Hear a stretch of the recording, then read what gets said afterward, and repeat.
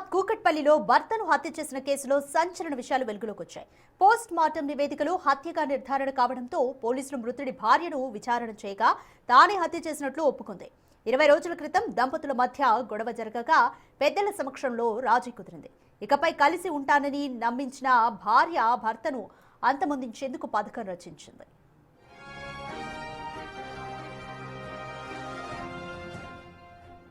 తన భార్యతో ప్రాణహాని ఉందని సుధీర్ రెడ్డి వారం క్రితమే పోలీసులకు కంప్లైంట్ చేశాడు.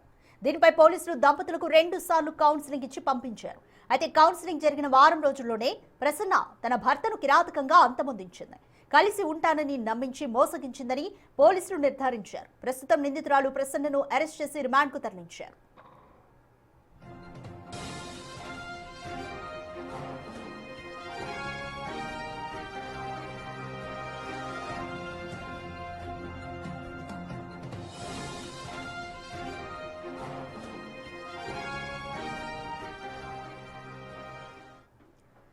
ఇదే విషయంపై మోర్ డీటెయిల్స్ మా ప్రతినిధి సుజాత అందిస్తారు. సుజాత, కూకట్పల్లిలో భర్తను హత్య చేసింది ప్రసన్న. ప్రసన్న గురించి పోలీసులు ఇంకా ఎటువంటి వివరాలు చెప్తున్నారు?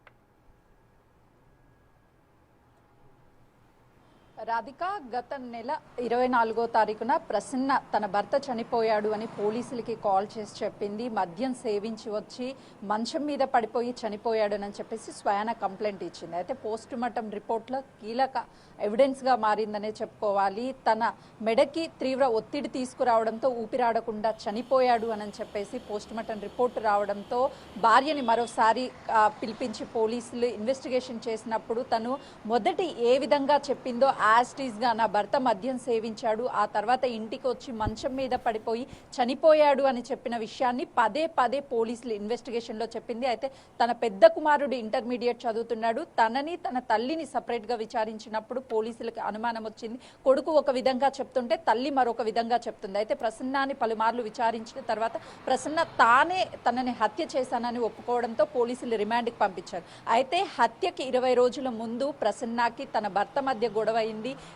ప్రసన్న ఊరెళ్ళిపోయింది. తిరువురు వాళ్ళకి సంబంధించినటువంటి స్వగ్రామం. ఆ తర్వాత నూజివీడికి చెందినటువంటి సుధీర్ రెడ్డి వెళ్ళిపోయిన తర్వాత మేము కలిసి ఉండలేము, నా భార్యతో నేను కలిసి ఉండలేను అని చెప్పేసి పలుమార్లు వాళ్ళ కుటుంబ సభ్యులకు చెప్పే ప్రయత్నం చేస్తే 2 పిల్లలు ఉన్నారు, సర్దుకొని వెళ్ళాలి అని చెప్పేసి కుటుంబ సభ్యులు వాళ్ళకి నచ్చజెప్పే ప్రయత్నం చేశారు. ఆ తర్వాత తిరువురులో వాళ్ళిద్దరికి సంబంధించినటువంటి పెద్ద మనుషుల సమక్షంలోనే వాళ్ళ పంచాయతీని కూడా ఏర్పాటు చేశారు, ఇద్దరిని కలపాలని. కానీ ఆ రోజు సుధీర్ రెడ్డిని అందరి ముందే భార్య తన పెద్ద కుమారుడు కూడా చేయించుకొని అవమానించడంతో ఎట్టి పరిస్థితుల్లోనూ నా భార్యతో నేను ఉండలేను అని చెప్పేసి చెప్పినా కూడా వీళ్ళందరూ అడ్జస్ట్మెంట్ చేసి కలిసి బ్రతకాలి అని చెప్పేసి నచ్చజెప్పడంతో నేను మారిపోతాను, నాది తప్పైపోయింది, నేను ఎప్పుడూ ఇంకా తప్పులు చేయను అని చెప్పేసి భార్య ప్లాన్ ప్రకారమే సుధీర్ రెడ్డి సొంత గ్రామమైన నూజివీడు వెళ్ళింది. అక్కడికి వెళ్ళిన తర్వాత ఇంటి డాక్యుమెంట్స్, అదేవిధంగా కొంత నగదు, బంగారం మొత్తం కూడా తీసుకొని హైదరాబాద్కి వెళ్దాము అని చెప్పేసి భర్తకి నచ్చజెప్పే ప్రయత్నం చేసింది. అది నమ్మినటువంటి సుధీర్ రెడ్డి ప్రసన్నాన్ని నమ్మి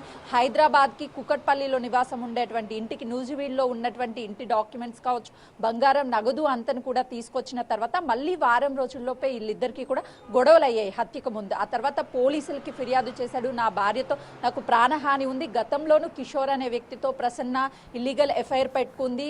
రెడ్ హ్యాండెడ్గా తన భార్యని, అంటే కిషోర్ భార్యనే రెడ్ హ్యాండెడ్గా కిషోర్ని అదేవిధంగా ప్రసన్నాన్ని పట్టించింది. ఆ తర్వాత మారతానని చెప్పింది. చాలా మందితో కూడా తనకి ఎఫ్ఐఆర్ ఉంది ప్రసన్నకి అని చెప్పేసి తన భర్త కంప్లైంట్ మరొకసారి పోలీసులకు ఇవ్వడంతో 2 సార్లు కౌన్సిలింగ్ ఇచ్చాక నేను మారిపోయాను, నేను ఇప్పటి నుంచి ఎలాంటి తప్పు చేయను అని చెప్పేసి మరొకసారి తన భర్త సుధీర్ రెడ్డిని నమ్మించే ప్రయత్నం చేసింది. కానీ పదే పదే తను చేస్తున్నటువంటి విషయాలను కళ్ళ ముందే చూసి నేను ఉండలేకపోతున్నాను అని చెప్పేసి సుధీర్ రెడ్డి వాళ్ళ అక్క వాళ్ళ భర్తకి కాల్ చేశాడు. నేను వచ్చేస్తాను బావా, ఇక్కడ ఉండలేకపోతున్నాను అని చెప్తే మళ్ళీ ఒకసారి కూర్చొని మాట్లాడదాము అని చెప్తే లేదు, నాకు ప్రాణహాని ఉంది, నా భార్య చంపేసే అలా కనిపిస్తుంది అని చెప్పారు అని కూడా వాళ్ళ కుటుంబ సభ్యులు చెప్తున్నారు. కానీ ప్రసన్నలో ఎలాంటి మార్పు రాలేదు. దాదాపు 24 రోజుల పాటు కూడా తన భర్తని తను చంపేసి తన కొడుకుని మేనేజ్ చేస్తూ తన ఫ్యామిలీకి ఎలాంటి డౌట్స్ రాకుండా చేసింది. కానీ ఎట్టకేలకు పోస్ట్ మార్టం రిపోర్ట్ వచ్చిన తర్వాత కూడా పోలీసులు అడిగినప్పుడు పదే పదే నా భర్త మద్యం సేవించి వచ్చాడు, పడిపోయాడు, తనకి తలకి గాయమైంది, చనిపోయాడు అని చెప్పడంతో ఎక్కడ చిన్న వేరియేషన్ లేకుండా మొదటి నుంచి ఎలాంటి విషయాలు అయితే చెప్తుందో ఆ ఘటన పోస్ట్ మార్టం రిపోర్ట్ వచ్చిన తర్వాత కూడా సేమ్ యాజ్ గా అదే చెప్పడంతో పోలీసులకు అనుమానం వచ్చి తన కొడుకుని సపరేట్ గా అదేవిధంగా ప్రసన్నాని సపరేట్ గా విచారించినటువంటి నేపథ్యంలోనే తానే అంగీకరించింది, నేనే నా భర్తని చంపేశాను అని అంగీకరించడంతో పోలీసులు రిమాండ్ కూడా తరలించారు. ప్రస్తుతం వాళ్ళ కుటుంబ సభ్యులు సుధీర్ రెడ్డి కుటుంబ సభ్యులు విజయవాడలో ఉన్నారు. సో వాళ్ళ కుటుంబ సభ్యులు కూడా ప్రసన్నకి ఖచ్చితంగా శిక్ష పడాలి, పెద్ద కుమారుడిని చిన్న కుమారుడిని కూడా కొంతమేరకు చిన్న కుమారుడికి ఏం తెలియదు, పెద్ద కుమారుడిని కూడా పూర్తిగా కంట్రోల్లోకి తీసుకొచ్చింది. ఈ విషయాలన్నింటినీ కూడా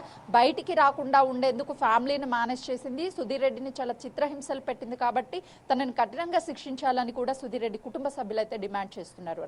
సుజాత, కౌన్సిలింగ్ కి ముందే నాకు ప్రాణహాని ఉంది భార్య నుంచి అని సుధీర్ రెడ్డి అంత ఖచ్చితంగా కంప్లైంట్ ని ఫైల్ చేశాడు అంటే పోలీస్ స్టేషన్ లో ఏ విధంగా ఉండేది వాళ్ళిద్దరి మధ్య ఘర్షణ వాతావరణం? సుధీర్ రెడ్డి బంధువులు కానీ ఈ దంపతులు ఉన్న చుట్టుపక్కల ఇంటి వాళ్ళు కానీ ఏం చెప్తున్నారు? రాధిక, పెళ్ళైన తర్వాత 2-3 సంవత్సరాలు ప్రసన్న బిహేవియర్ బాగానే ఉంది. ఆ తర్వాత చుట్టుపక్కల ఉన్నటువంటి పరిచయాలు కావచ్చు, లేకపోతే తనకున్నటువంటి కాంటాక్ట్స్ ద్వారా ఇతరులతో కొంత చనువుగా మాట్లాడడము, ఆ తర్వాత వాళ్ళకి అట్రాక్ట్ అవ్వడం, ఇలా తన మనస్తత్వం అనేది చేంజ్ అవుతూ ఉండేది. అప్పుడు కొంతవరకు సుధీర్ రెడ్డి మందలించడము, ఆ తర్వాత పిల్లలు పెద్ద అయ్యే కొద్దీ కలిసి ఉండాలి, పిల్లల కోసం ఉండాలి అని చెప్పేసి తను చాలాసార్లు నచ్చజెప్పే ప్రయత్నం చేశాడు. అయితే తను ఒకరితో మాత్రమే కాదు, గతంలో ఒక వ్యక్తితో రెడ్ హ్యాండెడ్ గా దొరికినప్పుడు కూడా కుటుంబం పరువు పోతుంది, ఎక్కడ బయటికి చెప్పుకోకూడదు, ఫ్యామిలీ అంతా కలిసిమెలిసి ఉండాలి, పిల్లల కోసం కలిసి ఉందాము అని చెప్పేసి సుధీర్ రెడ్డి తన భార్య ప్రసన్నకి చాలాసార్లు నచ్చజెప్పే ప్రయత్నం చేశాడు. కానీ తన వ్యవహార శైలి అనేది ఎక్కడ చేంజెస్ కనిపించడం లేదు. తనని ఒకసారి పట్టుకున్న తర్వాత మళ్ళీ ఇంకొకరితో ఎఫ్ఐఆర్ పెట్టుకోవడం, ఆ తర్వాత ఇంకొకరితో అట్రాక్ట్ అయ్యి వాళ్ళతో వెంటనే కూడా రిలేషన్లోకి వెళ్ళిపోవడం, అలా తన మైండ్ సెట్ అనేది పదే పదే మారుతుండడంతో సుధీర్ రెడ్డి అది తట్టుకోలేక ఎక్కడికక్కడ తనని కొంతమేరకు కంట్రోల్ చేయాలి, తనకి నచ్చజెప్పే ప్రయత్నం చేస్తున్నాడు. కానీ ప్రసన్న ఎక్కడ అలాంటి విషయాలు వినకుండా తనకు నచ్చినట్టుగానే ఉండడం, 24/7 ఆ కాల్స్లోనే ఉండడం, చాటింగ్స్లోనే ఉండడం, ఇలా తను పదే పదే చేయడంతో దాంతో పాటు సుధీర్ రెడ్డి చెప్పిన ప్రతిసారి కూడా తనని చంపడానికి, తన మీద దాడి చేయడానికి ప్రయత్నాలు చేస్తుంది అని సుధీర్ రెడ్డికి అనిపించడము, సుధీర్ రెడ్డిని బెదిరించడం ప్రసన్న ఇలాంటివి చేసినప్పుడు తన సహనం అంతా కూడా కోల్పోయి నాకు ప్రాణభయం, అంటే నేను చనిపోతే నా పిల్లలు ఏమైపోతారో, అట్లీస్ట్ తనకి దూరంగా వెళ్తే నా పిల్లలతో అయినా సరే ఉండొచ్చు అనే ఒక ఉద్దేశంతోనే తన కుటుంబ సభ్యులకి అదేవిధంగా పోలీసులకి ఫిర్యాదు చేశాడు. వాళ్ళకి కౌన్సిలింగ్ ఇచ్చిన తర్వాత కూడా ఈ విధంగానే ప్రవర్తించి తనని హతమార్చింది. Right, thank you Sujatha.